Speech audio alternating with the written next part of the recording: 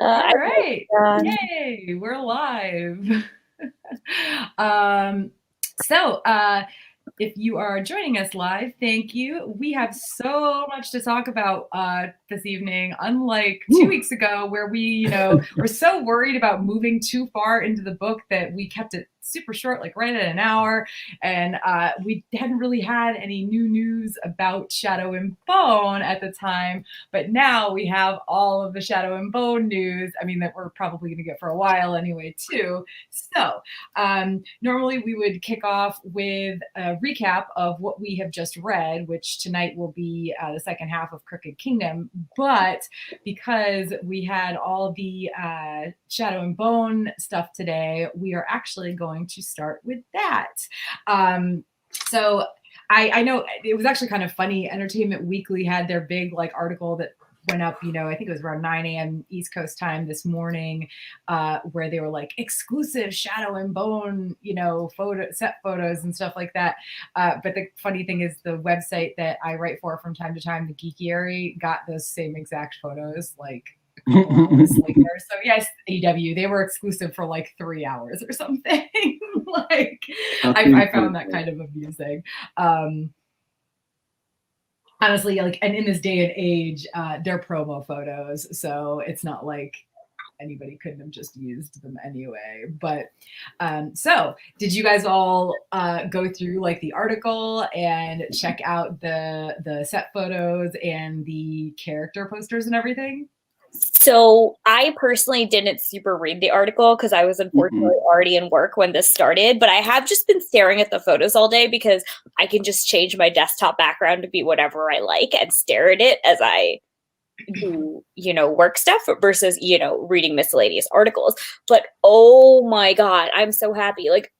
On the one hand, we still haven't seen any Keftas, but what we did see is the attention to detail is beyond anything I can get, and just the production quality is so high.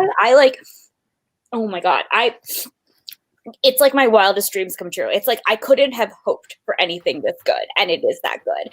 And granted, none of it is exactly what I had pictured, but obviously that's never going to be the case. We all have individual imaginations, and obviously we're all going to picture things very differently. But what they came up with, you could see that they really cared what they were doing here, and they paid attention. And and I've just been drooling over Mal's greatcoat this whole time, and that coat he wears, it's gorgeous. It's just, it makes me want to go back to tailoring. It's so pretty, and I just pay attention to detail of the uniform that Alina wears. Her cartographer's uniform is beautiful. The patch the patch is so pretty, and all the hints of blue in the actual army uniforms, and of course her scarf with the gold trim. I'm I see what y'all did there. All right, okay. And especially since we know that that we're not gonna get she's not in that uniform for very long. You know what I mean? We might get an episode, maybe 2. I would guess that her, her thing on the fold is going to happen. It has to happen within the first 2 episodes. I don't understand how. Definitely first episode, unquestioning. Yep. First episode. It has to be the first episode. Otherwise, you're not going to get enough forward momentum with the story to make it be 8 episodes for this first part. And I think the thing that I like so much about the fact that they put so much detail into that outfit is that that the First Army is going to be around in the whole story, because obviously they're still going to be in Ravka. So it shows that even when they're not there, they're still going to have a good base outfit to go off of, which makes me very happy. And I love how they all look. It's just so pretty. I love everything about what Jesper is wearing. Everything about it. I will say, I did not expect Inej to look the way that she did, but the way that she does look is so good that I'm all right, okay, I like it. It wasn't what I had seen her in personally. I had pictured her something in more ninja gymnast vibes, but the more tailored.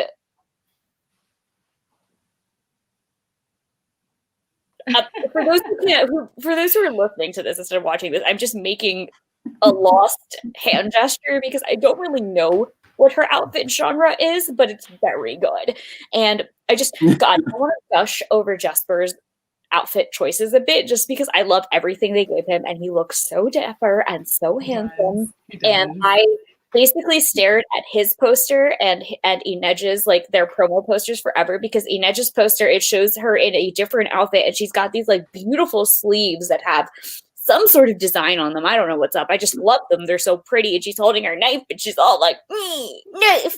And then Jesper is just him with his guns crossed in front of him with that smirk.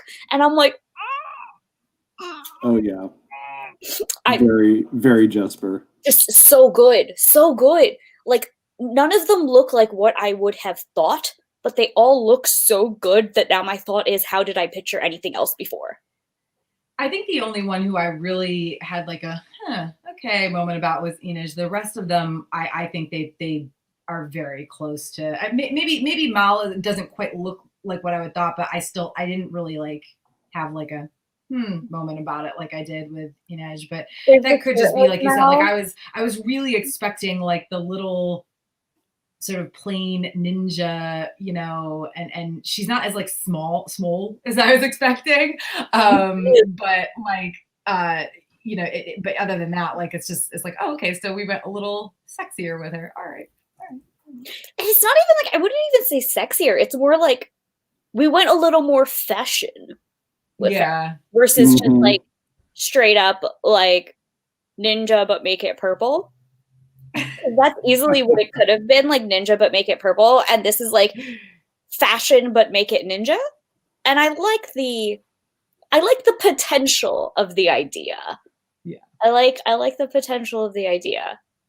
And I really loved her sleeves in that promo picture. I literally stared at that for like 3 hours today before I remembered that other people existed. And then I stared at that for like 4 hours. Other characters. And then somebody was like, the Dark Link has sexy rings. And then I just stared at his hands for a bit. And I'm like, indeed he does. Indeed. I'm sorry, guys. I have a lot of like costuming thoughts in general. Oh, no. That's a good perspective because like I caught the costumes, but I definitely don't have like the eye for that I know you do. So for me, it was more about just like overall character look, expressions, definitely like the way they're dressed, but not the real like specifics of it. Yeah. You know, and the vibe. I did not really read the article. Like I started to sort of.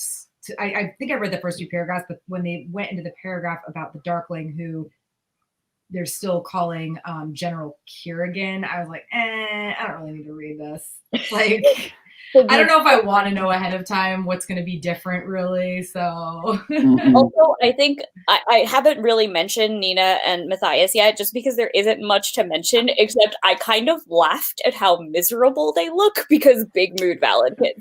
Because I'm 99% sure the Nina Matthias story we're getting is their shipwrecked meeting, and I'm like, this fits. Another thing I do want to mention, and somebody I do want to sort of credit in here is that, so a lot of the thoughts that I've had about the costumes have been like, you know, further sort of coherented. They have been made coherent by one of the people I follow on Instagram. I was going to say friend, but I don't actually know them in person. They're a really talented cosplayer and costumer, Woodsmoke and Words, and they do an awesome Kaz cosplay, and they also are like an actual hat maker, an actual milliner, like trained and like works on stuff for like movies and productions and stuff.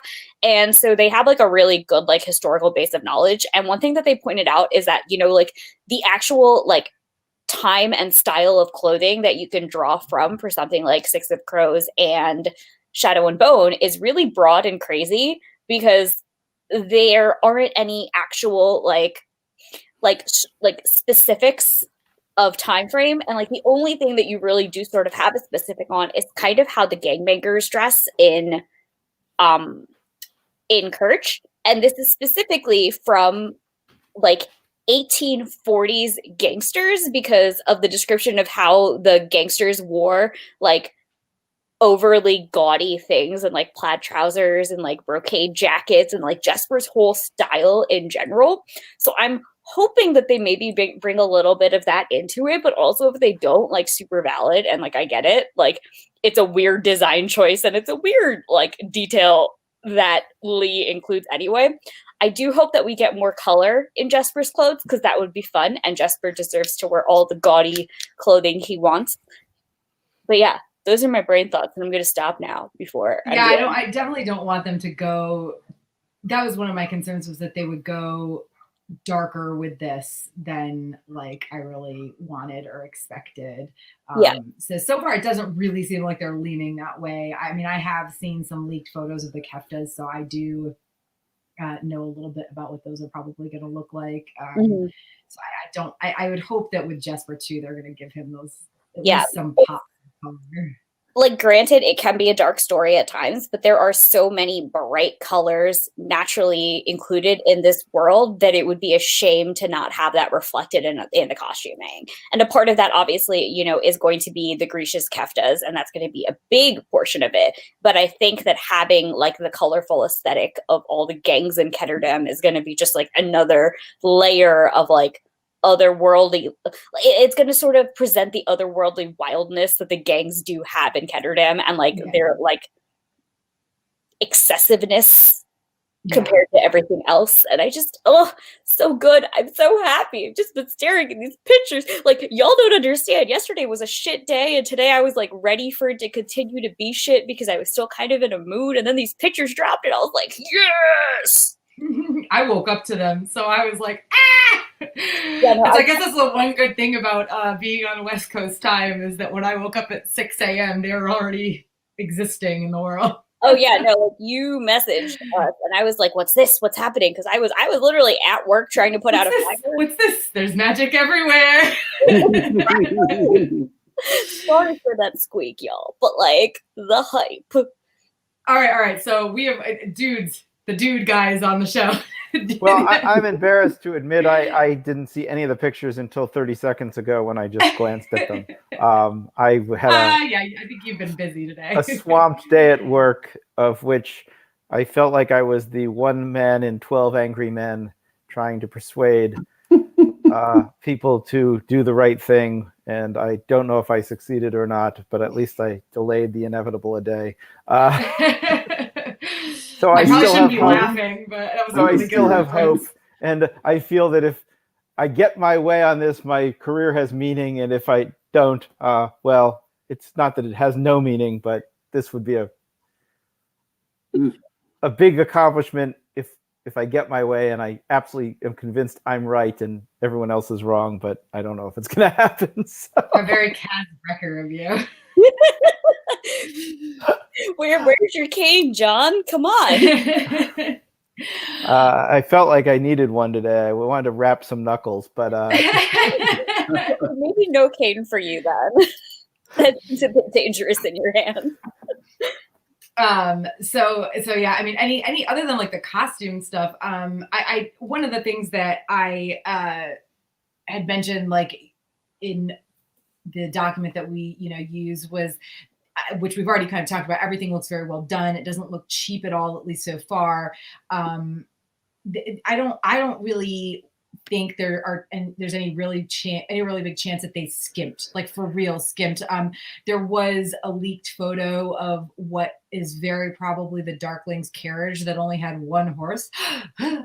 But like, as we Game of Thrones people know, horses are expensive to have on TV shows or in movies. That not just getting the horses themselves, because they have to be so well trained and they cost a crap ton, but then the insurance, and then if the people who are acting don't know how to ride them, you either have to pay to help them learn or get extra stunt people and stuff. So I think it's like getting rid of some horses is a very inconsequential way to save money. And like, just looking at the photos today, they clearly didn't skim from the costume department, which is that can honestly be. Look at Bridgerton. That can be such a huge aesthetic of a show that might not otherwise be like the most amazing thing ever. That I'm really excited. Yeah, I mean, I think the days of skimping on costumes actually are going the way of the dinosaur, because with 4K, everything is so clear that if you skimp on the costumes, it will just look awful. Now let's hope they don't skimp on lighting too.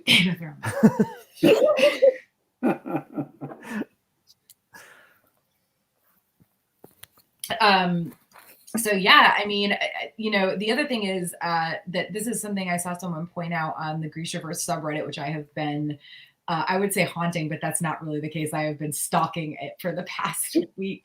And that might have actually been, I think I had a Reddit notification about something else. And when I opened Reddit, the top thing on my Reddit newsfeed was a post from the Grishaverse sub with the link to the EW article. So I'm pretty sure that's where I first saw it. So yay. Thank you, Grisha, for subreddit. But someone mentioned, the fact that they did they're clearly doing a staggered marketing campaign, which they don't do for a lot of their shows. I mean, they had that Winx fairy show that was released like last week or something. And I had no idea they were even doing it until it showed up on my Netflix as being available. And there's, yes, they had an EW exclusive, but as I already mentioned, I mean, was it really exclusive? They dropped it with EW and said, get this up. They probably said, get this up by 9 a.m. because immediately after that, we're sending it to everybody else. Because the article on EW's website, I think, was posted at I actually double checked when my coworker at the Geekiary said she had the photos. It was posted at 8:57 a.m. this morning. But yeah, the 8:50 was it 8:59? They probably were told. Sorry, I have to close this door. It's getting loud. I'm sure there was a 9 a.m. embargo. Yeah, and so but this is still, so the EW exclusive. It's cool that they sent those to EW and that EW rushed to post them too. But the staggered marketing campaign, I think, is really hopefully going to be important for this. Because again, people need to know it's coming and get excited about it, because while these books are certainly very popular in especially YA circles, I'll be honest, the fandom that I have noted both in the subreddit and on Facebook seems to be very European based.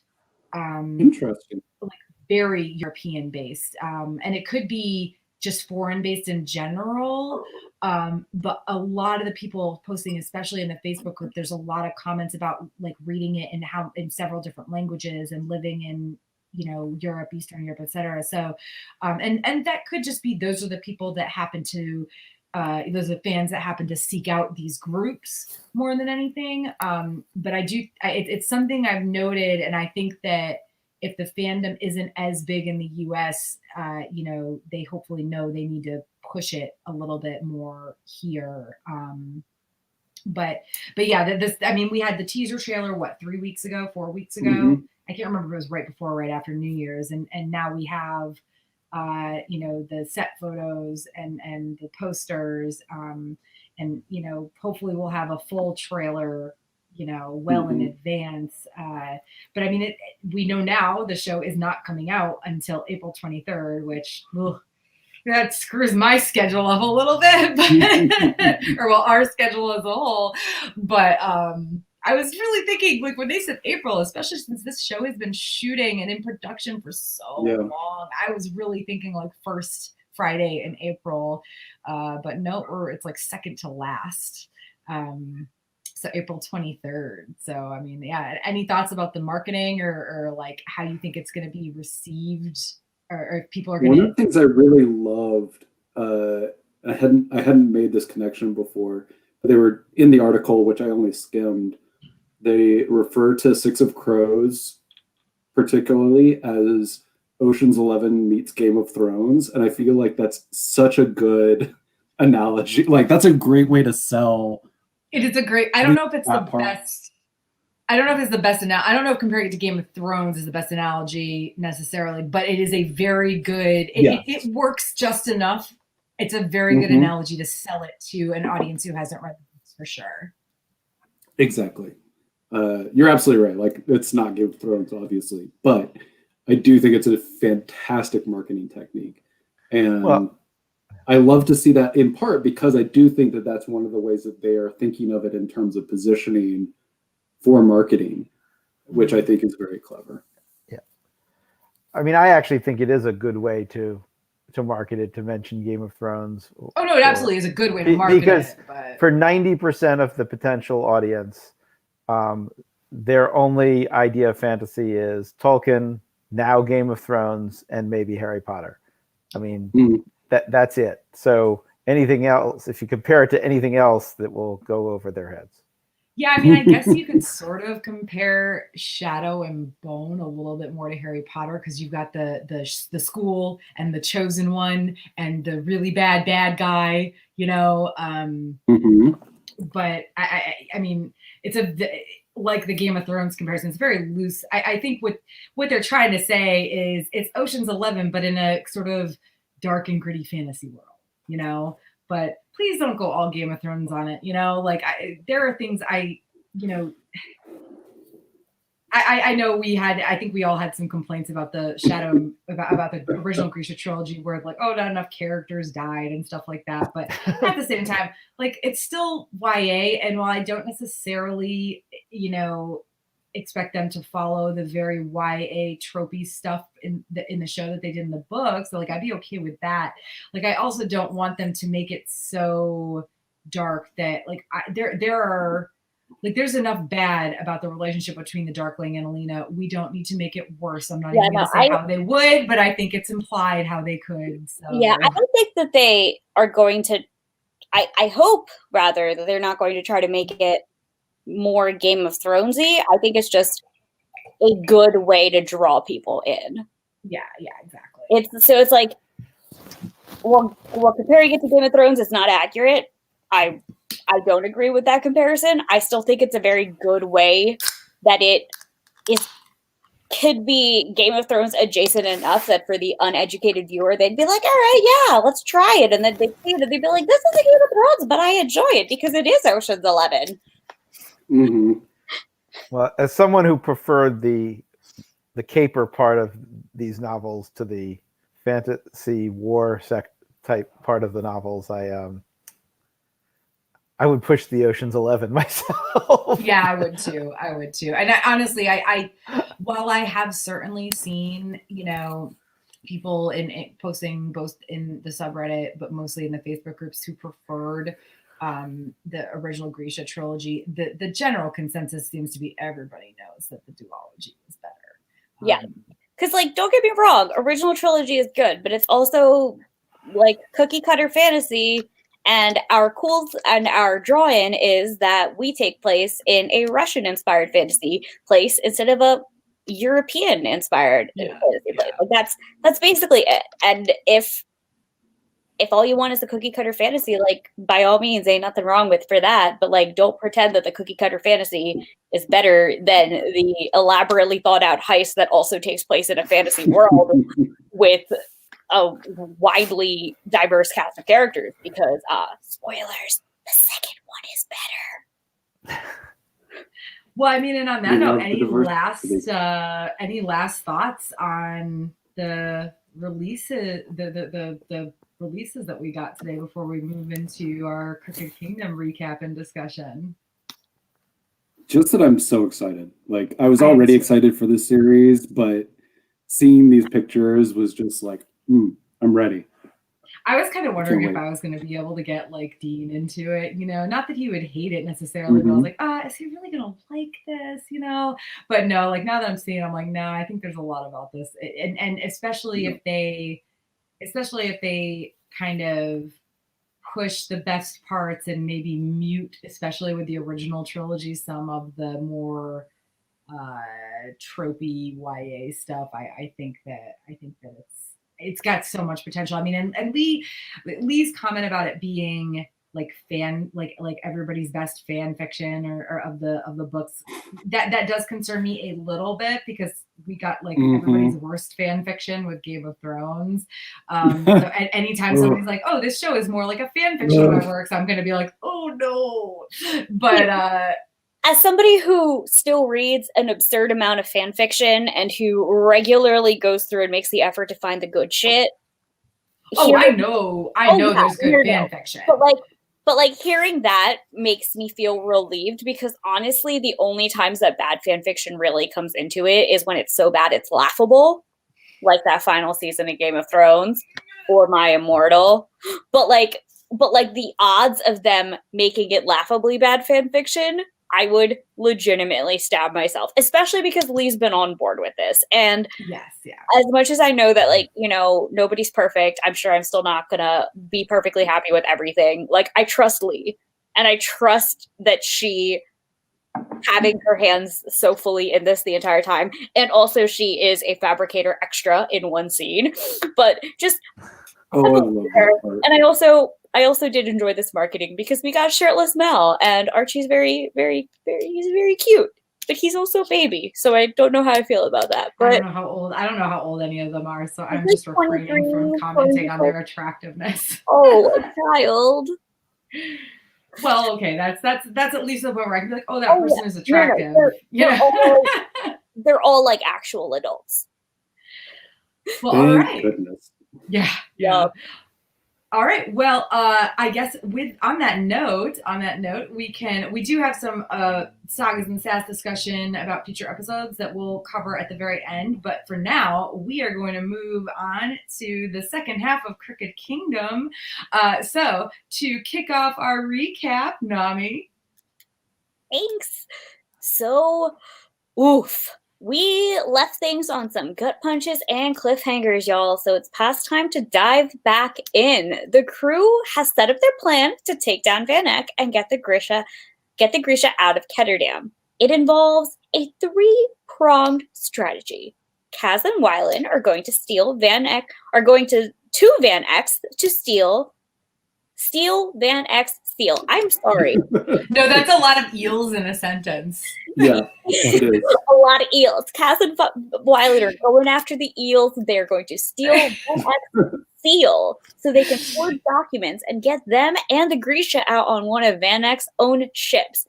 Meanwhile, Inej and Nina are headed to the grain silos to destroy the sugar supply that Van Eck stores there to both incriminate him and to drive up the price of sugar. Finally, Jesper, Matthias are guarding Kuwei at the hideout, and they plan to take him to the rendezvous point. But, not surprisingly, things quickly go bad. The hideout is attacked almost as soon as everybody leaves, and Matthias, Jesper, and Kuwei are pinned down. It looks like the Dime Lions have found out their location, and one of Pekka Rollins' lieutenants has led a squad to kill them and take Kuwei. Meanwhile, at the silos, Inej is attacked by a deadly young woman named Dunyasha. She has a lot of the same skills as Inej, but was trained by assassins and also maybe has blood ties to the Rapican throne? Inej is badly beaten and nearly falls to her death. Meanwhile, Nina is attacked by more Dime Lions. She tries to call on her powers, but she can't sense anything until she grabs onto something. It turns out they are dead bodies. Ew, apparently surviving the withdrawal from Purim has inverted her powers, and now she can control the dead. Holy fuck. But at least she's able to use them to protect herself and save Inej. Meanwhile, Kaz and Wylan steal the seal, while Van Eck is hosting a dinner party downstairs, hopefully not feeding on seal, with all the movers and shakers in the city. Bold, but as they do so, Pekka Rollins himself shows up with more of his gang to trap them. Kaz turns over the seal, but Wylan uses a bomb to blow up the floor, and they crash into the dining room, leaving everyone aghast, especially Wylan's father. Everyone manages to escape, but at this point we know that Pekka Rollins and Van Eck have teamed up, something Kaz was unprepared for, so as usual their plans are in disarray. What do they do, you ask? Well, Kaz schemes, of course. So, they decide to auction off Kuwei's services. Under Ketterdam law, anyone can auction themselves off, because the only true law is that of capitalism, also or whatever they call it in our fictional Ketterdam. As it happens, Jenya, and Nikolai are in town, so they're enlisted in the plot, and they all get some nice little moments, as does Jesper's father, who is helping the crows with their plans as well. But on the day of the auction, Van Eck kidnaps and tortures Wylan, his fucking son, because he's a damn monster. For a moment, it seems as if Wylan has given up the whole plot. Or has he? Then, as Inej gets in place for her part, she's once again attacked by Dunyasha, who she has dubbed her shadow. Thankfully, this time Inej is prepared and ultimately overcomes this apparent red herring of a plot device and kills her. So at least Inej won't be stopped. But the danger isn't over yet. We start to get the sense that Van Eck and Pekka Rollins may have outmaneuvered the crows again, considering that when the auction begins, Van Eck looks smug as hell. Seriously, we all hate him. Cass seems unbothered, though. What's going on? Just as things get started, the Council of Tides shows up. No one thought they would. They claim that the auction has been rigged, and Van Eck thinks they mean Kaz until they accuse Van Eck himself of being in league with the Shoe.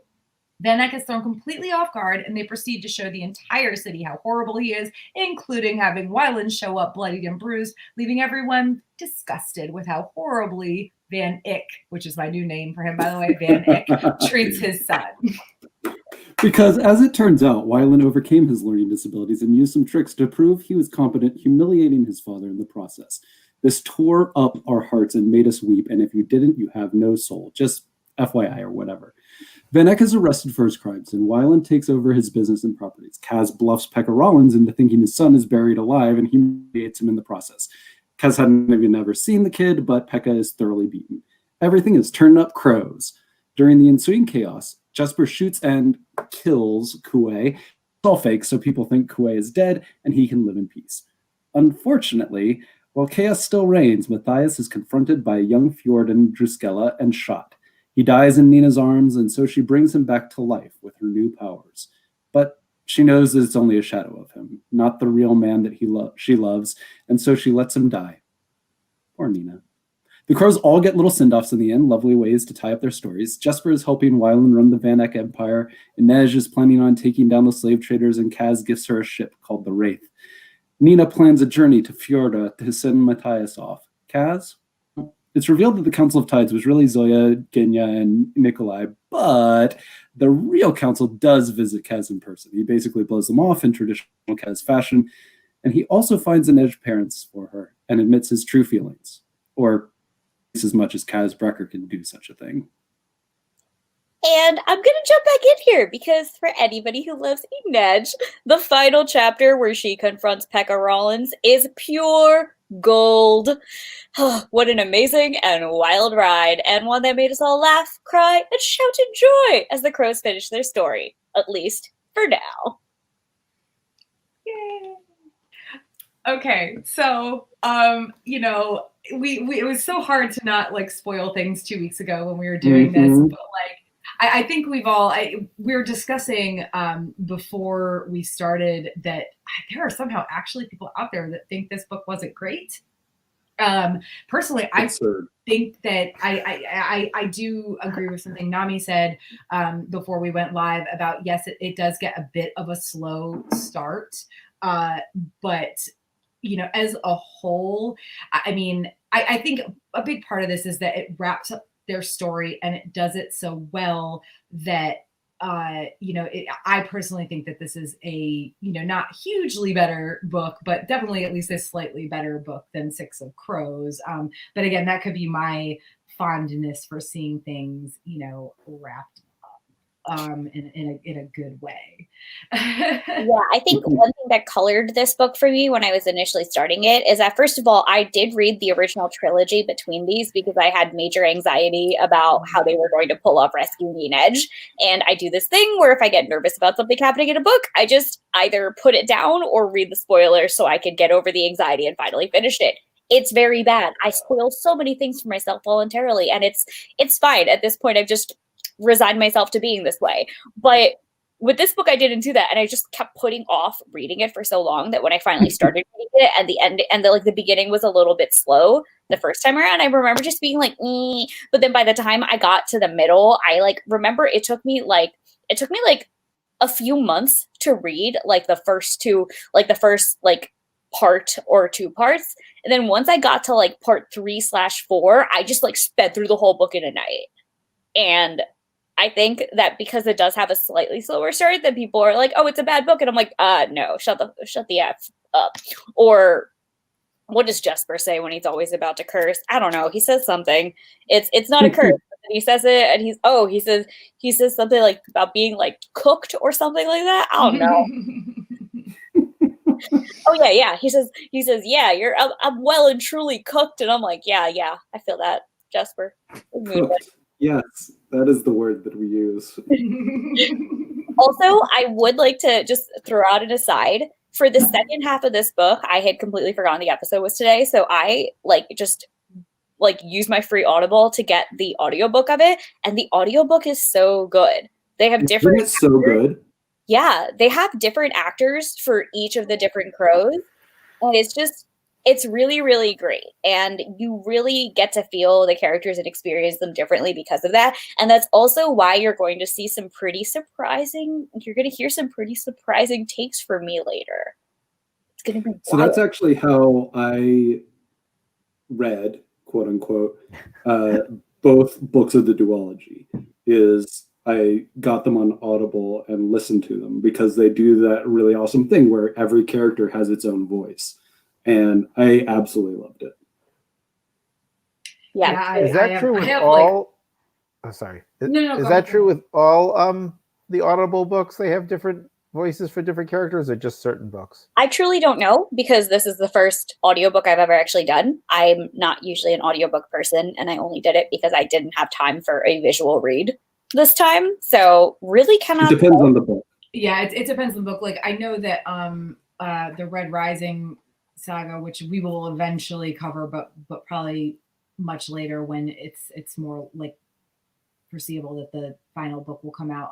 Like the original audiobooks, the first 3 Red Rising books are all from the main character Darrow's perspective, but the second half of the series, so far the 4th and 5th books they have different POV chapters. So like for the first 3 books, it's all one voice, but for the 4th and 5th books, it's different voices. But I'm pretty sure that for Game of Thrones, they don't have like for Game of Thrones. I'm yeah, no, it was one reader for the whole thing. I know Roy Dottress did it. For some reason, I feel like there might be another version of the iBooks, but they might not even be one that's like legally available. That might be something that like, but even then, I think it's still the same person reading for all.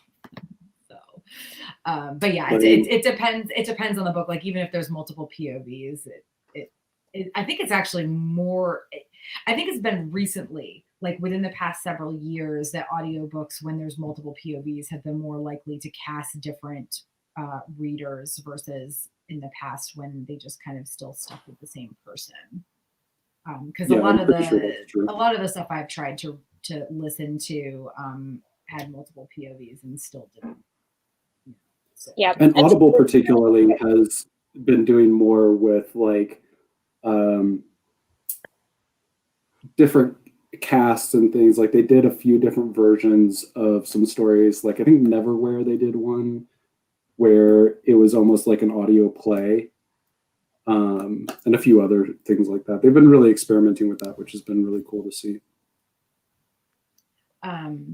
But anyway, so audiobook for this is good. That's good to know. I personally have auditory processing issues, so audiobooks have just never really worked for me. I lose focus way too easily when I'm just supposed to be listening to something. I'm also not great at listening to just straight up podcasts for the same reason. I'm really good at audio listening to the point where I listen to almost everything at 2 speeds. So being able to go up to 3.5 speed here felt like too much power. It was amazing. I really listened to the whole thing like so fast. But yeah, today was just a day where I had a lot of like fiddly building things to do with my hands because I'm helping engineering now, and I'm just like hand tasks, brain empty, no thought. Ooh, put book in. Mm-hmm. For those who were listening, also, I just did like multiple hand flails. It was great. Very if you listen to the podcasts, you really should at some point just like go back and watch some of the shows, mostly for Nami's faces and gestures, because it's worth it. Hee. Well, so in general, like discussion, this happened more toward I think a lot of the stuff I put in here as discussion like points. It was more toward like the end of the book, and when I say end, like the end of the second half, maybe. But like, how do we feel about Genya, Zoya, and Nikolai showing up? From a fan service, it was great. From a tactical standpoint, I thought it was a disaster. I cannot believe that the leader of a country would take his 3 most important people and take them to another country that's under siege. It just makes 0 sense from a tactical standpoint. But Yeah, I just Jonathan is our tactics master. the sheer comedic and like chaotic value of Kaz and Nikolai as friends, though, is just so good. And Nina at the very end being like, the silhouette of Strumhond kind of looks like a king, but that's batshit crazy. Is pretty much John being like, see, because it's batshit crazy. You don't do that. This is why nobody understands that Superman and Clark Kent are the same person. Yeah, that's because he has glasses. Yeah. Oh yeah. With Nikolai, it's what like they like make his nose look a little different, and yeah. Yeah, I mean, I agree. Like, it's like, like from a fan service standpoint, it's great, but it does seem like, oh my gosh, really, like, I get having like maybe Genya and Zoya and a couple other like important people that aren't on their level, but like Nikolai and Genya, gosh, and Zoya. It's gonna take me forever to remember to pronounce her name that way, all at the same time, especially Nikolai. It's like, oh god, yeah, like, I love it. I love it, yeah. But I also am like, oh. It's also, I feel like they didn't have as much significance to this book as, if you were going to insert these very important characters where it is potentially very tactically dangerous, for them to not have as significant a part in the book itself, it seems like not as good of payoff. Yeah. And I will also say that one thing to keep in mind is that while we're like, this is batshit crazy, admittedly, we don't have somebody who can just change our face to look like a different person. And if I was a kid, like, fuck yeah, I'd get out of here and run around and do whatever the heck I wanted if I can just have somebody like magically, cast disguise self on me so I could just do what I want. And like, oh man, I would love to have that for Ice and Fire Con. Exactly. Right?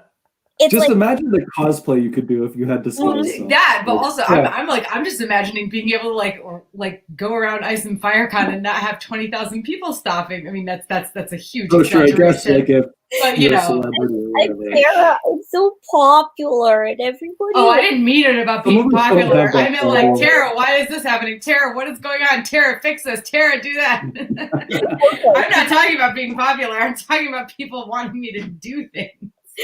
Also fair. Also, that's fair. Yeah, I'm just being but no, it's a terrible tactical decision, but we do have the advantage of a disguised self here. And I think it does kind of make sense though to send somebody like Strumhond to a place like Kirch to deal. If that makes sense. Because like privateer and the reputation of being cutthroat in a place like Kirch makes sense. But don't also send Zoya and Genya, like, right? Yeah. But I understand that the reason that Genya was there was to fix Kuwei's face, or Ryland's face, and that Zoya was there to be like, oh, my daughter Nina, what the fuck have you done with your life? But you could also have sent anyone and said they were Strumhound. I mean, no one knew who Strumhound is, so. But then they're not Strumhound, John. You know how much of a control freak Nikolai is? Like, would he really let that fly? He absolutely would not let that fly. He gets hives just thinking about that. I get hives just thinking about that. Okay. Well, just moving on because we have so much stuff we want to talk about.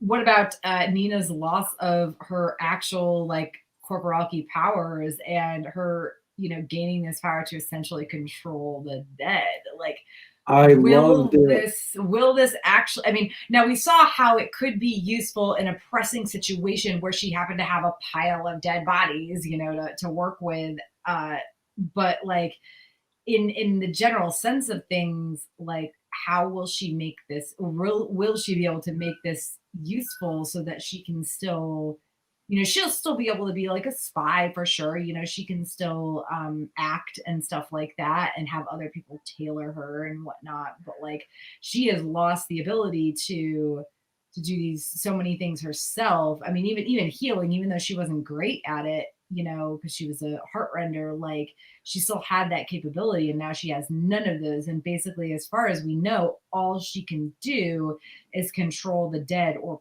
pieces of them. So I mean, She's already done it in a pretty big way, though. And I would say with the Rovkin's obsessions with collecting the bones of saints, like, Mhm. kind of got this in the bag, right? Just carry around a whole Sancta Elena skeleton with you. Like, let's go. Also, this is coming from the point of view of somebody who has recently read, like, a necromancy space opera story. Are you reading Harrow the Ninth? Yes, it's Harrow the Ninth. I'm in the middle of that too. Oh, yes. But so if anybody has read Gideon the Ninth and Harrow the Ninth, you'll know that Harrow, one of the main characters, is a necromancer, and she literally wears like a skeleton rib cage on herself at all times. And she's like, yeah, you know what? Bone dust up your nose. Take it, bitch. And yeah, John can. I think John can back me up here that is pretty much the Harrow attitude. Yeah, but it's one of the things that, like, you know, like, I sense a lot more grave robbing in her future, unfortunately. But I think she's resourceful enough to make these powers really good and really useful for her. The thing that I thought about a lot, actually, with this was her struggle with, like, what her Grisha powers now mean. Because of all the dialogue about how Grisha are the connection to life, like the reason that Grisha thrive when they use their powers and the reason they fade away when they don't use their powers is because their powers are life. So having a power now that is life but is so explicitly tied to death, just like the conflict that comes with her for that. And there's a part where Matthias like notes how even though she's using these powers of death, using them still makes her like lively and full of life, like using normal Grisha powers does. And I'm just wondering if she will be able to make that connection because like she's got death so around her now, and like the conflict of what her Grisha upbringing tells her power should be, and like this, like, there's a great word here that I could use, and this, but I can't find it. And this new manifestation of her powers that is so against everything that she has learned that her power should be. And I think that's a really interesting dynamic because I think Nina's smart and she's resourceful and she is powerful. So she's definitely going to find a way to make this useful. And she's definitely going to be as much of a powerful Grisha as she's always been. Of that, I have no doubt. I just worry for her sanity now. Yeah. Yeah. I would worry for my own sanity too. Yeah, I mean, my assumption was once she trains herself better and understands the powers better, it could be very useful. I mean, you just grab some bones and pieces of bone and have them with you, and there's usually dead bodies or at least graveyards somewhere. So you just, I mean, she could probably sense them and just raise them out of the ground. Once she Although I would hesitate to just like, it's one thing to like do it off the barge or whatever, or the you know, where they haven't actually, they're never actually going to be properly buried and there's no one that's going to be trying to come like see their graves. It's another thing to like raise the bodies of the dead from like a proper graveyard and like hence the moral quandary. But I mean, it does. I don't know if it's clear whether it has to be human dead. It could be animal dead. I mean, they'll be in the woods. I mean, I just think you can find a use for this skill. Yeah, you're right. That's actually that's an interesting question because like I don't think we've ever heard about corporalki. Not at least, and I could have missed something somehow to be fair, but like I don't think we've ever heard about corporalki and whether or not they can affect or heal animals. Yeah, it's never been explicitly said or not said, so no idea. Yeah, so a question. Yeah, that's so, and also like even if they couldn't, wouldn't Nina be able to? I mean, I would guess not. I would guess that if their powers only apply to humans, hers would too. But yeah, that's actually an interesting thing. I would like Leigh to clarify. Is there any from a biology POV? Flesh is flesh. Come at me, bro. Right, right, and I honestly maybe there will be more of that we can get into after reading like Lives of the Saints, because I have been reading that lately. I might need to go back and kind of piece some things together from that and see if there's any hints there that they can affect animals as well. But I don't at this point. I don't think there's been any clarification that they can or cannot affect animals. But I don't know if somebody's listening to this at some point and thinks otherwise, like please like contact us on Twitter or something. I would love to know if I missed something. Okay, so we have a few other things to get through, including thoughts about Jesper and Kaz's fight, Jesper and Colm's fight, like Jesper kissing the wrong boy. Is Jesper okay? For reference, this wasn't actually in the initial document, but I like that you added it. No, it's great. I had to add this because just the journey that Jesper takes, like, in that chapter pretty much ranges from, like, aggressive fight with his best friend, heart to heart with his father, like, crisis about being a bad son, hyped up on adrenaline, kisses the boy he's been pining about, turns around, it's the wrong boy! It's just so disaster bisexual brand that I deal with it way too much. And I was just watching this whole, like, clusterfuck of a mess go down, and I was like, just shaking my head and worried for this child. But well, I think that Jesper's fight with Kaz is kind of, honestly, Kaz he's been like over the top, like a jerk to Jesper, like about a very kind of simple mistake that he made. And at this point in the last book, like, dude, at some point, get over it. Like, I get that Kaz has one of those things that, like, I sort of get it. We have to remember that didn't happen that long ago in the book. Oh, true. It was like that was only that was like a week ago in book time. Oh God, I feel like it's just years and years ago in my real life. Yeah. It's just it does feel, but it wasn't that long ago in the book. I thought this was the group that was understanding, and we never say just get over it to someone if you're struggling with things. Yeah, I think what I really liked about I'm not saying just get over it. I just think that Kaz he's already like pressed his point so much for him to like get into kind of that like nasty sort of like dig. But I think this is a different sort of fight for Kaz. Because when you think about it, like, Kaz does a lot of, like, being a catty bitch. And he does a lot of sitting there and being like, yeah, you should know better, bitch. And he does a lot of, like, sideways negligence to the people that he cares about. But it takes a lot for him to come up and just be like, direct confrontation, like, you suck. You did this. You suck. Apologize to our important people. And that's what really this was. And I think that was sort of like a big emotional step for Kaz as well, especially because this fight literally ends with him calling Jesper his brother's name. And while Jesper doesn't know that that's what went down, Kaz does, and we know what this is. We're like, oh, okay, no wonder he's taking this so terribly. Because this is like one, like with the exception of Inej, Jesper is pretty much the only person that he trusts.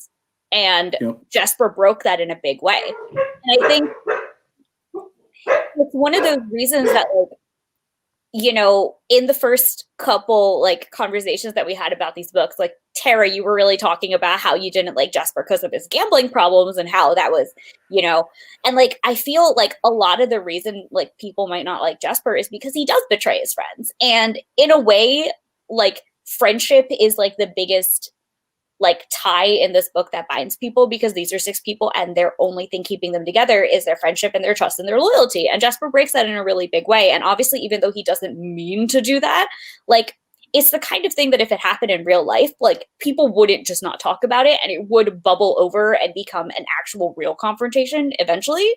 And the fact that it does, like, it makes a lot of sense. And I think the best part about this fight is the fact that not only do they fight about it, but it leads to a really great conversation between him and Inej. And it leads to a really great, like, in-your-face push about, hey, Jesper, have you thought about the fact that your gambling is hiding a bigger problem in you that you haven't, like, that you're using this to sort of hide the wounds? And that's a thing that most addictions are truly doing in people. And I think that if that pulling that into Jesper's character and making the gambling a band-aid for his own, like, emotional problems makes a lot of sense, and is in a way like the most relatable thing that we have as a character too, because we all have, like, bad things and, like, bad habits, and, like, sometimes we have even worse habits that we use to, like, sort of emotionally wrap ourselves together and feel better about our problems. And like Jesper doing that and being called out on it and then still being like, okay, I can try, is really, really good. And I really liked it because it was like, oh man, look, we can all try it. And I also really liked it because, so I don't normally bring up quotes at all, as in I never do, but there is like the part where right after all of this, Kaz basically tells everybody, he's like, hey, Jesper betrayed y'all. Like, you're the reason Inej got stabbed. And Inej comes to him and she's like about to talk to him. He's like, I'm so sorry. And she's like, I'm not here for an apology. And she basically goes on to say that, did you know that the Suli have no words to say, I'm sorry? And of course they joke a little bit like, oh, but what if you step on someone's toes? And she's like, it's me. I don't do that. But she continues to say, we say nothing. We know that the slight was not deliberate. We live in tight quarters, traveling together. There's no time to constantly be apologizing for existence. But when someone does wrong, when we make mistakes, we don't say we're sorry. We promise to make amends. Mat en Sheva Yelu, and I definitely butchered that, but it's a Suli phrase that she says means this action will have no echo. It means we won't repeat the same mistakes, that we won't continue to do harm. I don't want an apology, not until you can promise that you won't keep making the same mistake. And literally, I love that so much because that's like Inej's really fancy way of just being like, we love growth in this house. And it's such an important moment for Jesper to hear that. And it's so important for like, you know, people in general to be reminded of that like some like empty apologies are all the rage. Empty apologies are easy. It's kind of what the words I'm sorry gives you. But the real sorry is making sure you don't do it again and making amends for the bad that happened. And I'm happy that somebody just came out and like heckin' said it in words with a fancy. Go off, Nami. Yes. I'm making a happy grin. Friend speaks my mind. Yeah, no, I mean, I agree. Like, I like the comparison to and that was actually, we had talked about this earlier. One of the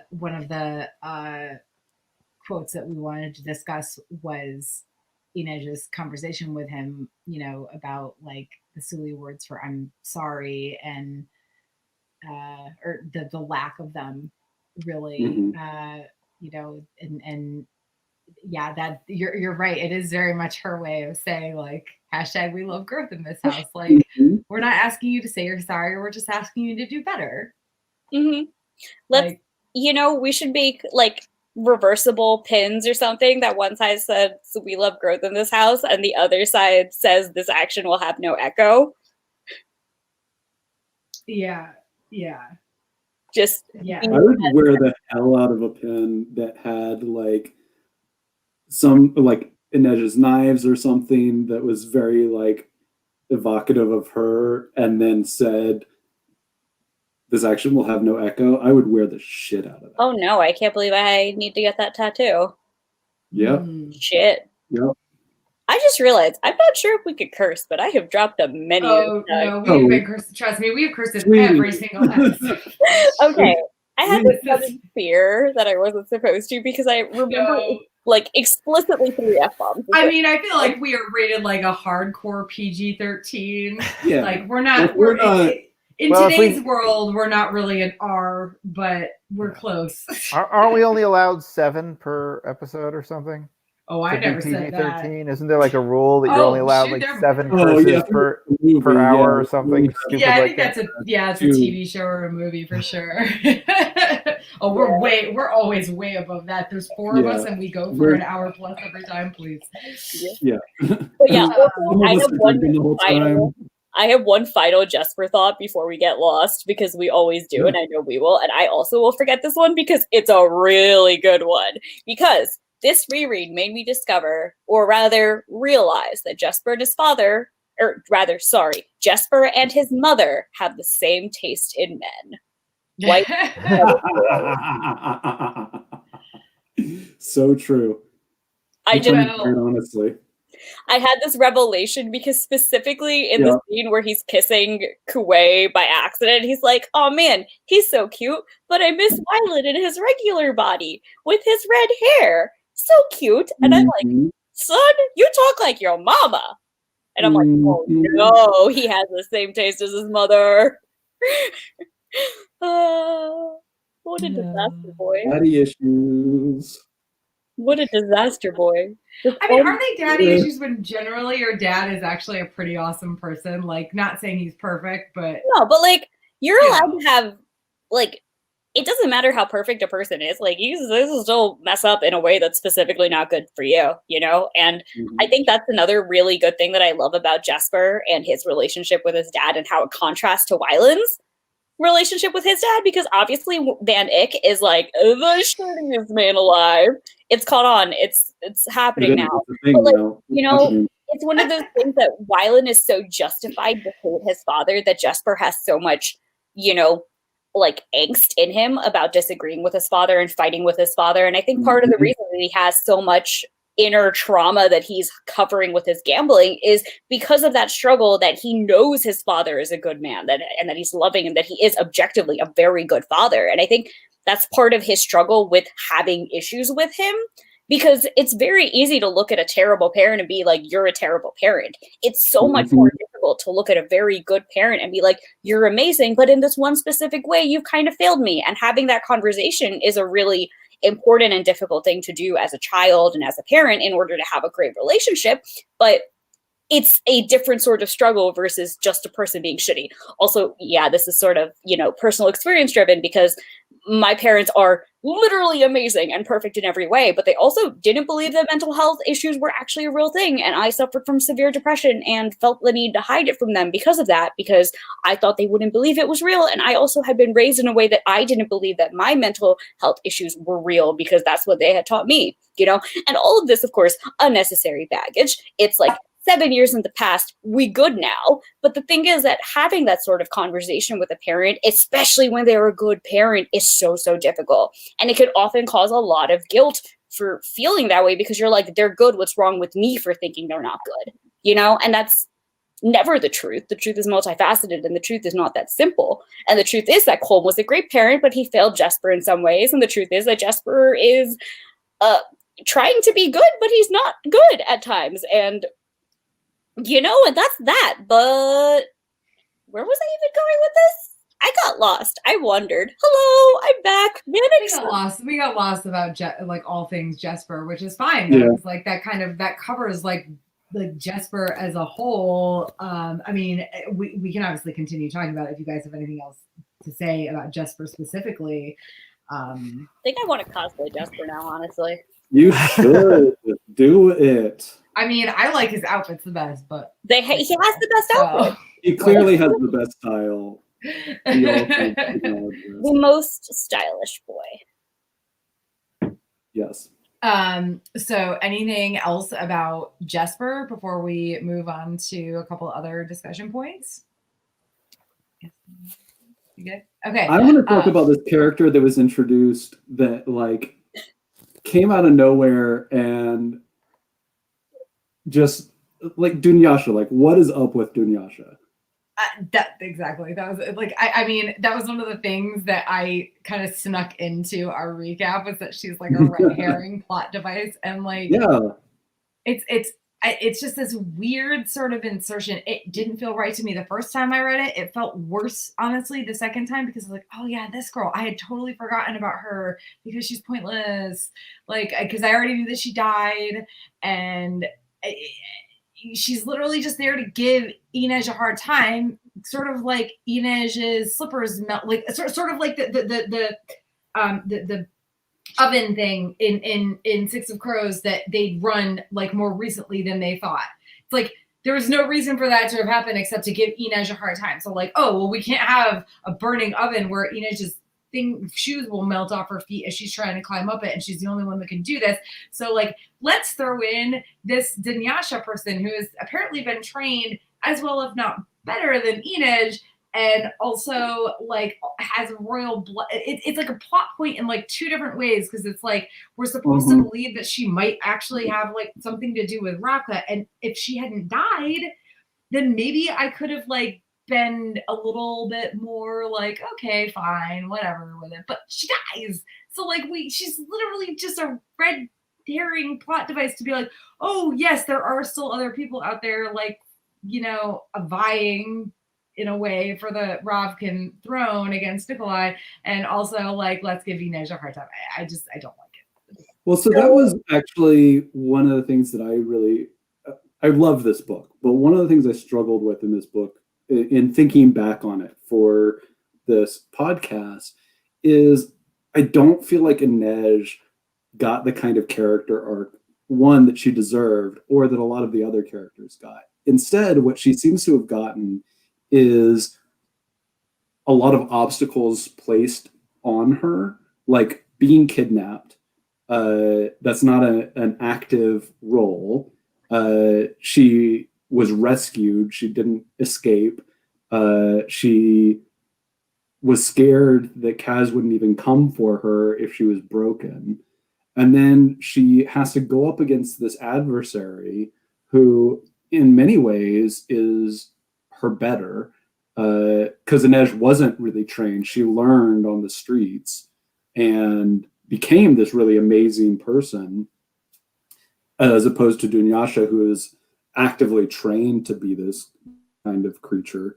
And ultimately she overcomes that. And I think there's something to be said for, you know, the idea of Dunyasha being her shadow and overcoming those aspects and things like that. But at the same time, to your point, I do feel like it was kind of forced in there. And it was kind of forced as like, this is Inej's obstacle to overcome, versus this is how Inej is growing from Six of Crows.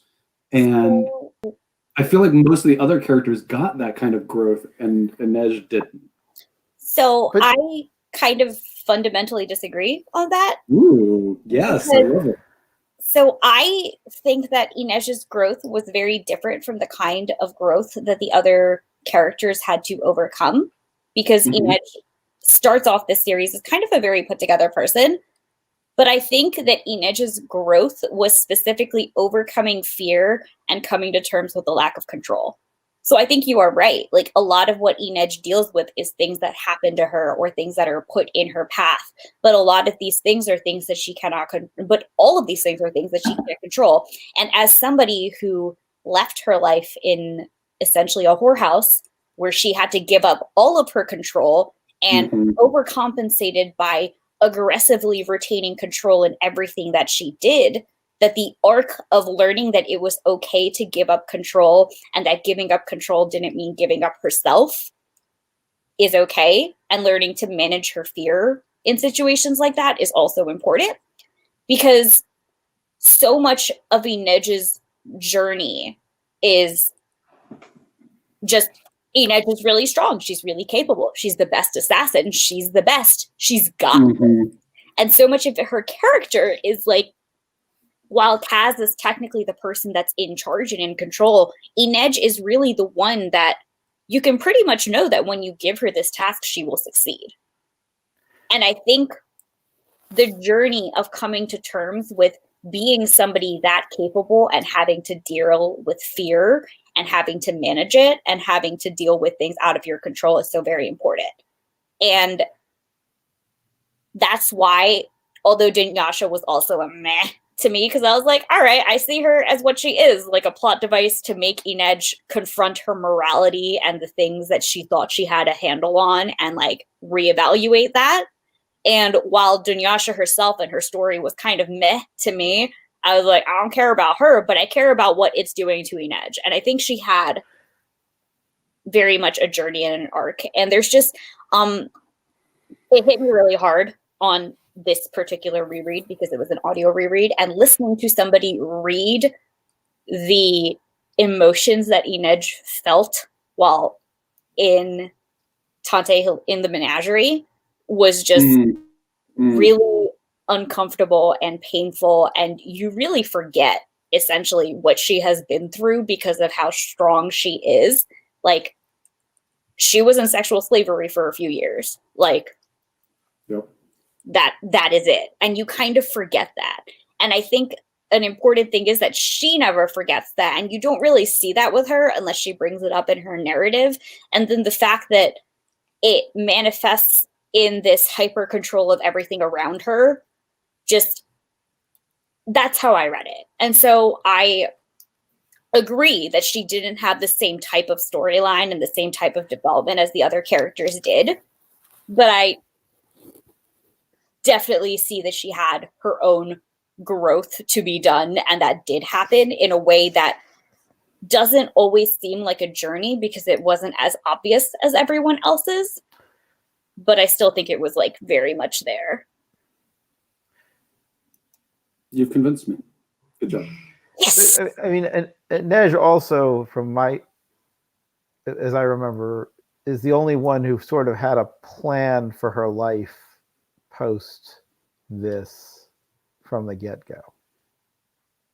And that aspect indicates that she sort of was more confident in herself. Clearly she had her demons, but I never thought of her as broken as some of the other characters. Very fair.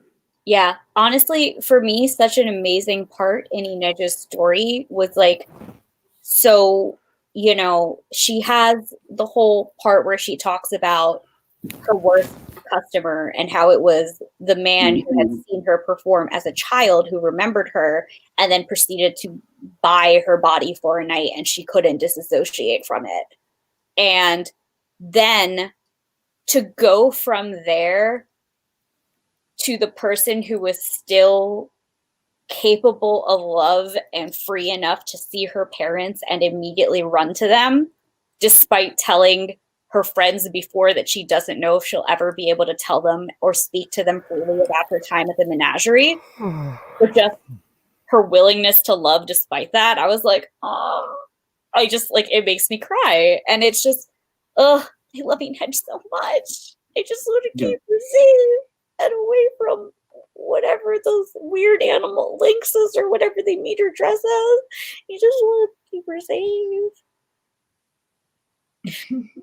Also, on a lighter note, I would like to point out how Inej and Kaz is the perfect romance for these ye old quarantine times because they're as touch-starved as we are. An excellent point. Oh yeah, goodbye. I love Inej. Oh, truth. I mean, yeah, I mean, I have no like really real like insight or thoughts on Inej's, you know, character arc or lack of it or anything like that. I just really just didn't. I just didn't like Dunyasha. No, I hate her too. Did you know that there are actual Dunyasha stans like in the world who just explicitly love Dunyasha and do nothing else with their lives? Like, yeah, I mean, yeah. Okay. Why? we got nothing from her, and like we're getting nothing more. So I'm just I don't get it.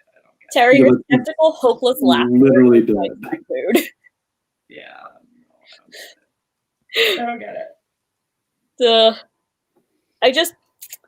didn't understand the fact that she was like, I'm also daughter of a king. Yep. Except for at the very end for Inej to just be like, bitch, I feel sorry for you. Because like beyond that, I was like, what's the point of her being possible royalty? Go away. Maybe it was just to be like, this bitch psycho? I do think that was part of it, honestly. I got the vibe that you're really kind of, she was set up as being kind of like, we don't know what the hell's going on with her, but she crazy. I mean, yeah, she had no grip on reality. Like she's okay, like she's a good assassin, but she had no like grip on reality whatsoever. Corpses for the corpse. Well, are we sure? We don't know enough. we think she's crazy. We assume she's crazy. We assume that's total bullshit. But well, I'm not even. No, I'm not even necessarily- saying that it's true or not. I'm just saying that like it's part of. We don't know what's true and what's not with her. right, yeah, And she's unhinged, and which is part of what makes her so dangerous to Inej, right? Is and part of, I think, to Nami's point, like part of that growth that Inej does experience, which I'm now sold on thanks to Nami, is she was worried about being this, about losing herself. And so seeing Dunyasha as her shadow, it makes sense for Dunyasha to be kind of an unhinged, unreliable kind of character. I just think it feeds into that. Mm-hmm. It's also really awesome to see a character who is an assassin who regularly murders in a fantasy setting be like, hey guys, murder's bad, and I acknowledge that, but also like still would have done it to save my life, and that's okay. Because like she's having a whole moral crisis about how Dunyasha is just batshit crazy. He's like, murder people for my god, or something like that. And something along the lines of murder is good or acceptable, I guess. I don't know what's up with her, man. But so like having Inej have that like, my saints might think I'm a terrible person for this, but I would still do it again, and I'll still keep liking my saints and hoping that they like me, and all I can do is keep on keeping on. Oh, your saints. All right, well, moving on from Dunyasha, because I mean, we've talked about her more than she actually exists in the book. You're right. I seriously think we spent more time talking about her than it took me to read the chapters that she existed in the book. All right, so the big oomph. How do we feel about Matthias's death? it gives you. Gives. Go ahead, Jonathan. Well, I mean it gives a little bit more of an adult feel to this set of books compared to the first series, and rather than the pure young adult series. But it was sort of, to me, it was a little predictable. I felt like he was the one character throughout the whole series that was disposable, and part of it is because we start off hating him. But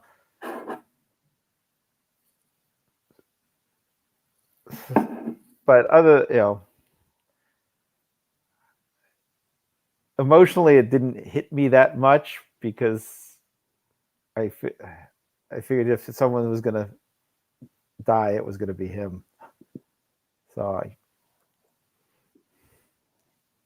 I want to take a quick moment to just say that the first time I read this book, when Matthias died, I felt a profound sense of relief that I wouldn't have to worry about what he was going to do or how he was going to betray Nina.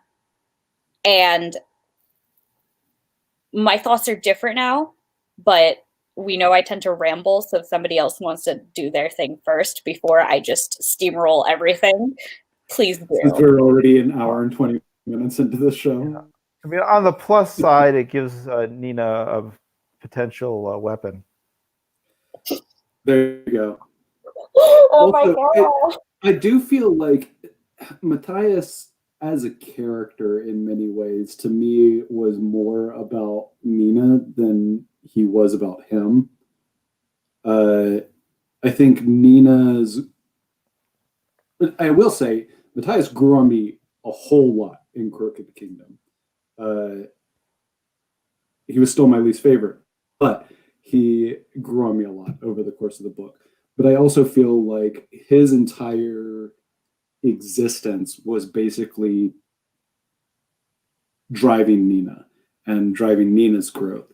And I feel like what cemented that for me was his death and Nina bringing him back and then realizing what her power was capable of and what he wasn't capable of. And then letting him go because she knew it wasn't really Matthias. Yeah, but I mean, I can't remember which character it was that found her with him and was like, no, this isn't him. You have, like, because It's Inej. It Yeah, it is was an an edge. edge. Okay, okay, I should have known. I feel like if Inej hadn't been there to talk some sense into her, she wouldn't have. I think it would have taken more time. Yeah, she might have kept her for longer in her grief, but I think she would have still come to the same conclusion because, you know, the thing that I remember very explicitly, because I cared more about this death because I was reading it in Nina's voice and hearing it in Nina's voice this time. And, you know, her specific thought is that when she brings him back, his eyes are black instead of blue. And those weren't his eyes. And, you know, I think she did need Inej's push at that moment, but I think she still would have come to that conclusion that he's not the same. I agree. Yeah, I mean, so like we've all you guys kind of mentioned, like it's his death was kind of the one that was like, I don't know, the most like the easiest to assume, the easiest to predict. What happened? Predict. Thank you. Sorry, I'm tired, or whatever. How do we feel about, because we've talked so much about Matthias and his character arc, and of course we see him change, you know, especially at the very end of Six of Crows, and we see him change a little more the first half of Crooked Kingdom, but most of the, you know, most of the evolving of his character happens in the second half of this book, and then he immediately dies. Like, do you feel like it was a cop out? Do you feel like, I don't know, like I've always kind of wondered about that, because it's like I felt robbed this time. I'm sorry. I felt robbed this time. I absolutely felt robbed, because I think, okay, so one very important thing to realize is that we as a country are sort of in a different mindset now, in that we've all done some very big growing this year, especially after the civil rights movements that started in the summer. We've had to do a lot of reevaluating of our own thoughts and a lot of growing as people. So I think a part of growing as a person is being able to recognize that growth happening in other people in literary format. And that's one thing that I really noticed on this reread. On my first read, I was very absorbed in just my intense dislike of Matthias and my intense fear of him. My feelings with him were between apathy and fear. And so when I was reading his POVs, I didn't care. I didn't really pay attention. Like, I'll really admit that. But this time, rereading it, especially the chapter where he helps Jesper and Kuwei escape from the dregs that are, from the dime lions or whatever they're called, when they're trying to ambush them. And he basically takes, you know, military command of them and uses them and their Grisha power to save him and to Grisha. And he basically sort of comes to terms with the fact that, like, this power is a weapon, it's a tool, and that, like, people are what matters. And he basically has that revelation that he's like, yeah, I'm always going to be knee-jerk afraid of Grisha powers, but I can remind myself that a person isn't just that power and that they're still a person. And you basically see him start to do this in the rest of his POVs, where he where he goes on to just be like, oh, like, Grisha power scary. Wait, no, it's beautiful. Grisha power scary. Wait, no, it's beautiful. And you see that sort of what, I can't remember. God, I've been doing a lot of webcast things recently, so I can't remember if it was said in one of these previous ones or something else that I did recently. But you see that sort of mindset of your first thought. Oh, this was definitely somewhere else. Okay, so you see that. So what people try to teach you when you're trying to grow out of unhealthy thoughts or incorrect assumptions is that your first thought is what you've been conditioned to believe or what society has taught to you. Your second thought is you trying to be a better person. And so Matthias's knee-jerk reaction was always, Grisha are evil, Grisha have fear. And as you see him in the second part of this book, you see him start to be like, wait, no, that's not true. This power is beautiful. Wait, no, that's not true. Grisha are not evil. And you see him actively do that in his POV. And you see him start to take those very first steps towards becoming a better person and towards starting that journey to growth. Because that, like, you know, that mental reprogramming of yourself, that's really like where the work starts. And I just felt so robbed this time, because while yes, he was the one character out of the main 6 that could have died, because killing off any of the other 5 would have been a big problem for other reasons, he was also the one who hadn't completed his journey. Because making the first steps towards growth is just that. It's the first steps. And I felt robbed because I kind of, like, this time I wanted to see him succeed. I wanted to see the day where he doesn't think Grisha are evil first. I wanted to see the day when he sees a new Grisha and he goes, wow, that's so cool what they can do. That's not going to be easy. That's going to be a really long time. But, you know, the fact that we couldn't see that complete transformation just felt really robbing. And don't get me wrong, I still hate everything about the Driscoll. I hate everything that beginning Matthias stood for. Like, give me first book Matthias and I will still kick him off a mountain. But his growth was happening here. And the fact that he dies before the growth is obvious. Speaking. The fact that he dies before his growth is obvious enough. I did it again. All right, deep breaths. We're going to do it. We're all exhausted. The fact that he dies before his growth is obvious enough and explicit enough that somebody who truly hates everything he stands for can see that growth is a big, big failing of his story arc. And yeah, it did make the series feel more adult, but the value of that young Driscoll taking him prisoner and him being like actively imprisoned, and the end of the book is just, we don't know what happened to Matthias. That also is a lot of potential for future storytelling, you know? And it's just, it would be really cool to have seen how his growth could have continued back in the hands of the people who brainwashed him in the first place, you know? And that would have been, you know, but this isn't real. Basically, I felt robbed. And, you know, I'm never going to like Matthias, but I can appreciate what his character was starting to do. And I wish I saw it to conclusion so I could have liked him in the end.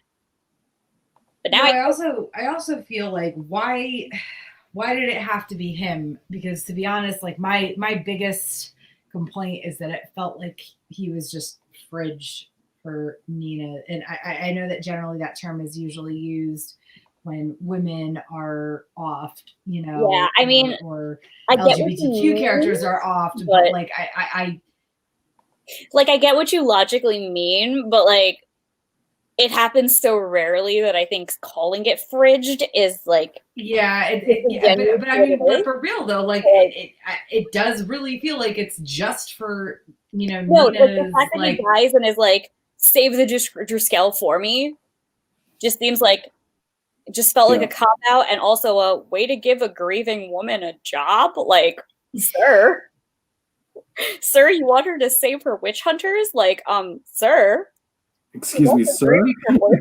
Like, sir. And like, don't get me wrong, like I was sad about Matthias dying in a way that I never expected both times I read it. It's like I even knew it was coming this time, and I was like, oh, that's still. Yeah, I actually felt sad this time, which was wild. Never thought I'd have that emotion towards Matthias, but here we are. Dang, guys. Everything's great. You know what that is? Ayo! like straight up, the parallel I was drawing at his death was former Nazi soldier starts to become better, dates Jewish woman, dies in her arms and tells her to save the Nazis. Oh Lord. Sir, maybe no. She's grieving, sir. You've caused her distress. Please stop dying. Give her more emotional labor. Yeah. Please stop exactly. dying. Emotional labor, that's perfect way to put it. Yeah, no, but like you couldn't really kill any of the other main characters because like objectively can't kill Jasper and Wylan because don't kill your gays. That's happened too many times. True. Can't kill Nina because then you're fridging. Can't kill Inej because then you're fridging. I don't know why we couldn't kill Kaz. Oh, can't kill Kaz because he's a cripple. Don't kill your one disabled character. Don't kill your, oh wow, 2 disabled characters. I forgot this. We are surpassing the inclusivity criteria in this book, but like maybe don't kill your token character, but like now we have 2. So are they really token? Can you kill Kaz? Yeah. I was gonna say, like, he's got the limp, from the broken leg, and he's also, struggling with PTSD and everything. But like they're all struggling with something, including Matthias, really. So it's like, out of all of the characters, I would say that you could literally only kill Kaz and Matthias. So there better be a damn reason why Kaz is still alive. You could have killed Waylon, I think. Nope, he's gay. You can't. Yeah, he's gay. But you had 2 gay characters, so I would have rioted if you killed Wylan. Like, Wylan's the one person you cannot There is kill. 2 problems with that one specifically. First of all, killing any side of a gay relationship in queer communities, it happens too much. So it happens every time. It happens honestly, every time. So stop killing them. Let them just be queer and happy and alive. And the second thing is that everybody loves Wylan because he's adorable, sweet baby boy. And if you killed adorable, sweet baby boy, people would riot even more than the gay. Yeah, but that's why it would have. That's why it would have. Well, and he also has a disability. And he also has a disability, and he also was already just he was just trashed so bad by his father. It's like there's so many levels to unpack there that like. Oh yeah, he was a child of abuse. Damn.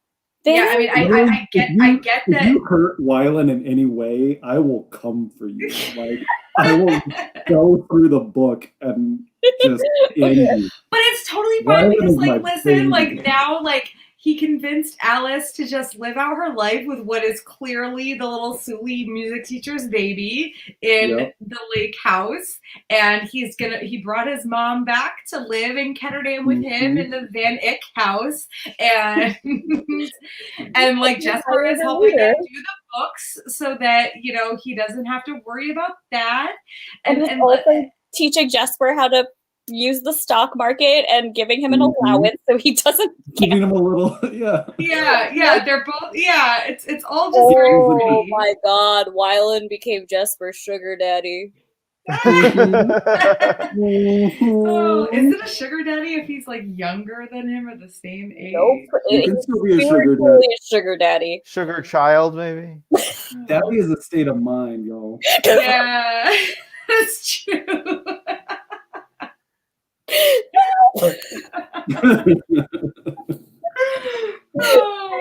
All right. Okay. So we're like at an hour and a half now, and we still got a couple quick things to go over.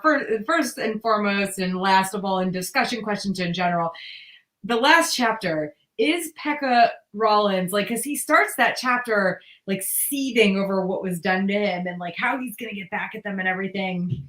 And then he finds his son in bed with a little stuffed lion, I think, that he didn't. I can't remember the exact plot points, but like Inej comes in and fucks with him, basically. So she comes in and she slices his chest and basically says, "That's the first cut. If you do any shit, I'll cut more." And he looks in the mirror and he's like, "Oh my god, she's gonna cut out my heart." And then he's like, "Oh my god, my son!" And he goes checks the son, and the little stuffed animal lion that he always holds is gone and ripped. And there's a crow in its place, right? Yeah. Okay. I was blanking out on the specifics of it.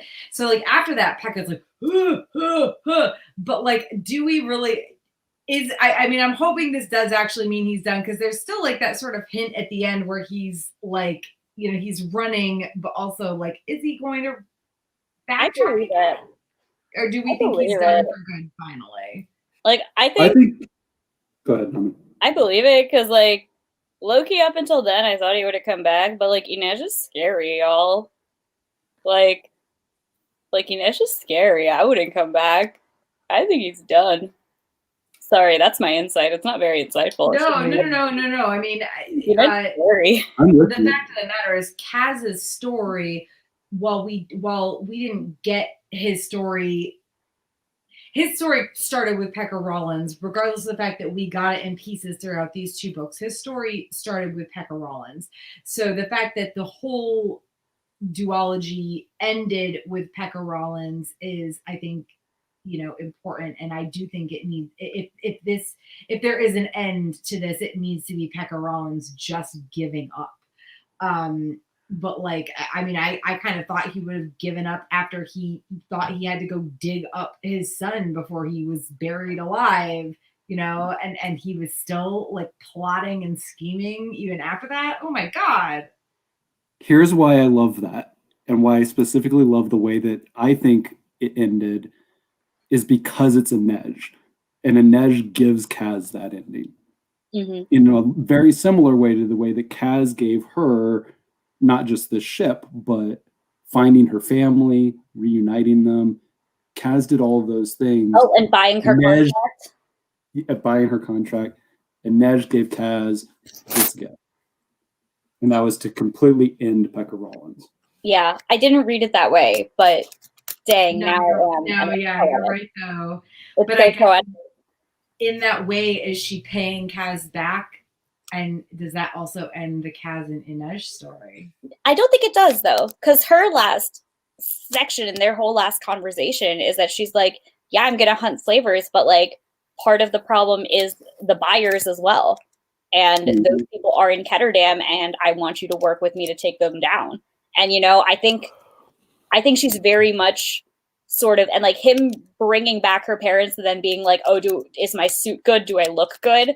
Is sort of like saying that there is more story there and that they have more journey to make. And literally, Inej and Kaz made me horny for holding hands. And I think that, like, they're basically promising here that, like, they'll get there eventually and that they're going to keep trying for each other. And I think her doing this for him is sort of once again a manifestation of her control, of her need for control, but it's also once more her like trying to take care of him in the way that he took care of her. And I agree, and I think that it brings them to more of a level of peers. Exactly. As opposed to necessarily ending kind of any storyline or anything like that. There's always been this kind of power dynamic between them that I think has helped.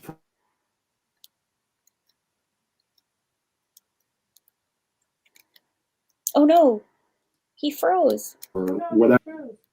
And I think this brings them to a level where they could become more. Yeah, I mean, that's going to take so much work too. Oh, yeah. Yeah, no. They've got like 20 more years of slow burn happening here before anything happens. I read a really cute fic where they basically adopt a kid but still can't hold hands, and I'm like, this is accurate. That's a big move right there. This is accurate. And like, yeah, you're so right, because like that power dynamic, it's pretty much there the whole time, and putting them on the same level of her essentially trying to pay back his debts and being like, you are a barrel boss, I am a pirate captain, we both powerful, we are not serving each other in any way. And I think that's really important for like their relationship to progress. Well, especially for Inej, honestly. Yeah. The lack of servitude is very important for her. God, now I'm having so many feels about them. The same ways that the lack of, physical, touch is important. Yeah. I just want to give them both a hug. Like, if they wouldn't hate it so much. You can air hug.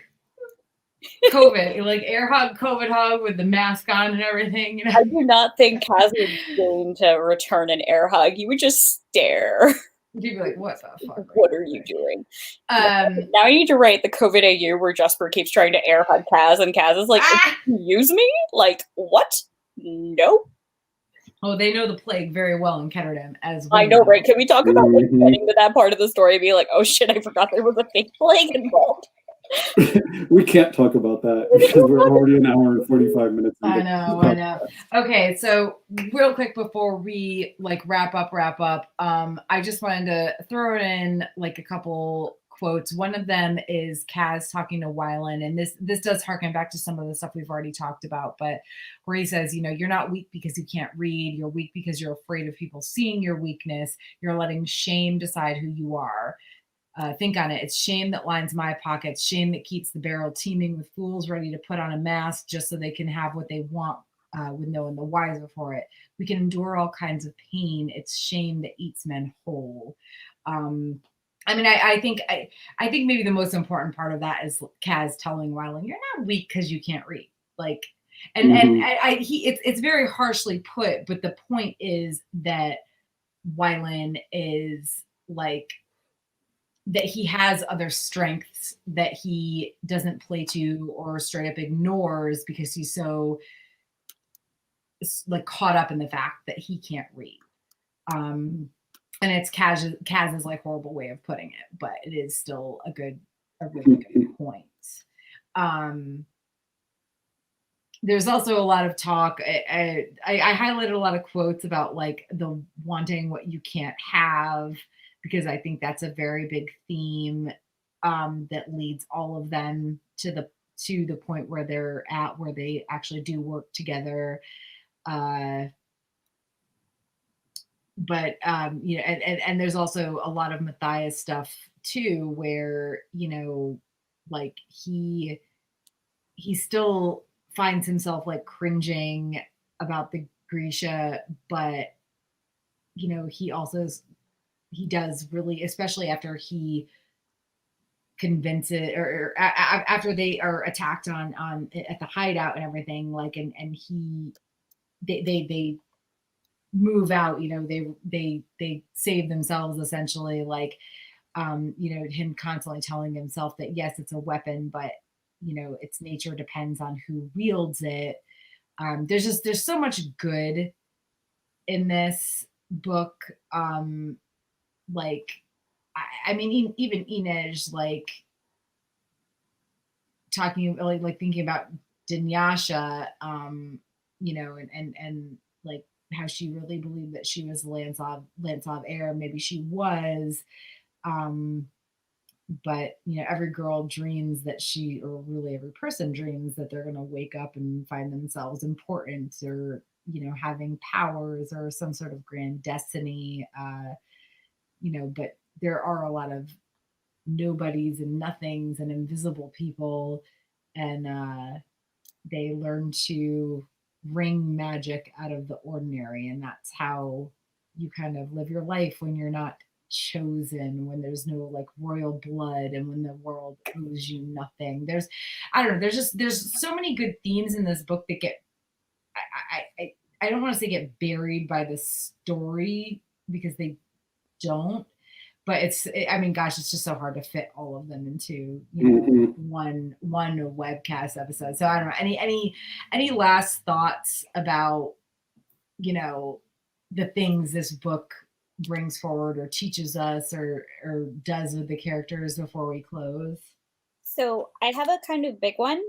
So this is specifically a quote from a conversation from Jesper's point of view with Inej and Nina. So this is specifically happening when they're telling Nina that she can't go to hang out with the Grisha embassy because, ma'am, you biased and you can't meet them.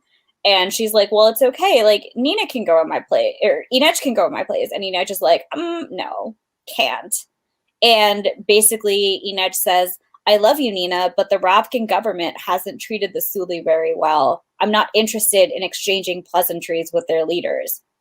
Jesper had never really considered that, and it was clear from the stricken expression on Nina's face that she hadn't either. Inej gave her a tight hug. Come on, we'll get Colm to order us something decadent. And then they banter a bit, and Jesper goes on to think, they went to find Colm arm in arm, but Nina's teeth were worrying her lower lip. She had to be used to Matthias criticizing her country, but Jesper guessed it stung more coming from Inej. He wanted to tell Nina that you could love something and still see its flaws. At least he hoped that was true, or he was truly cooked. And so I love this for a couple things, for a couple reasons. This specific theme has come up a lot in my life recently. You can love something and still see its flaws, because I recently did a webcast about how much I loved Bridgerton, but how many problems it had with racial representation. And the big thing about that was, you can still really love a series, because I adored Bridgerton, but you can still point out its flaws, and that doesn't make your love for it any less. And that was really important. Another thing that this quote really resonated with me was that the fact that Jesper hadn't considered Inej's problems with this situation, and that Nina also hadn't realized this as well, is so important, because it's a reminder that there are always things that we might not see in a situation that could be causing other people distress. And you're not a bad person for not seeing that. And there's nothing wrong with missing it. But if somebody points it out to you, you can give them the space and the respect to understand what they're saying. And it's important to know that, like, you know, everybody has those kind of like blind spots. It's just, you know, part of existing as a person. And I think that, you know, this is literally like a 3-second section in the book, but I think it's just it's two really important points wrapped up in a nice, tidy package that's like, you can miss people's struggles, but that doesn't make you a bad person. Just when you notice those struggles, try to help them, and that you can love things and still criticize them, and that you absolutely should. Which we definitely do a lot of, love things and still criticize them. Exactly. I thought it was just like, you know, most relevant for this entire creation that we have spawned. Well, I mean, that and also like we've already talked about earlier, I'm just going to bring it back around before we close up. Like I still, my favorite passage in this book is absolutely the discussion between Inej and Jesper, you know, where there's no Sully words for I'm sorry, and it's literally just do better. I don't want your apology, I just want you to do better. And that doesn't mean that an apology means nothing necessarily. I think, especially in our world, it's a little bit different. You know, this is a book, a story after all, but you know, but there's also a huge difference between actually wronging somebody and Jesper saying, well, what do you say when you step on someone's foot? Well, we say nothing because the slight wasn't deliberate, you know, when we make mistakes. And I think she generally means like all mistakes, you know, there might be some that require an I'm sorry, but the biggest thing is that we promise to make amends. And again, like we've already said, like this action will have no echo. So yeah, I really like that. And again, I just think that so much of what happens in this book shows how much that Leigh grew as a writer. You know, hashtag we love growth in this house. So we really do. So any last thoughts before we close up, you guys? This book is just Leigh Bardugo waving a flag that said, guys, I grew up. And it's just not true.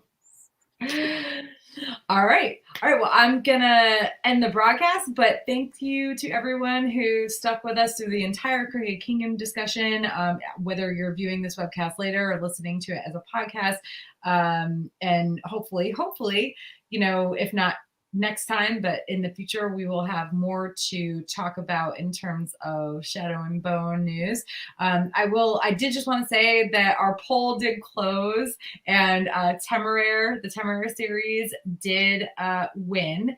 I am actually I'm more excited about that than I thought I was, because when I actually hadn't read anything about the series before we even started these polls, but now that I've read it, I'm like really freaking excited about this, because it's like dragons in alternate history. And the books aren't super long, so we'll be starting the Temeraire series in May. We did have some executive decisions that we made. After Temeraire, we will be doing the Daevabad am I pronouncing it right? Daevabad trilogy. And this is like so far in advance because there's like 9 books in the Temeraire series, but again, they're all short. So I honestly think we could probably do most of them in one episode. And then after Temeraire and Daevabad, then we will do the Magicians, which technically won second place, but that's also just a trilogy. And then after that will be Broken Earth. So we've got like a really good setup for the next really like year, honestly. Probably the rest of this year, yeah. At least the rest of this year, but honestly, I'm thinking into the beginning of next year, which is good because I think some of the other series that I really, really, really want to cover, like Red Rising and the Books of Babel, they're not going to have their next books out till 2022 at least. So I'm really excited. We've got, another female author coming up next. I'm not, who wrote Daevabad? Is it a male author? Yes. No, male author? No, it's a female author. Like another female author. So maybe we should just, we're just like forever female authors. S.A. Chakraborty. Yeah.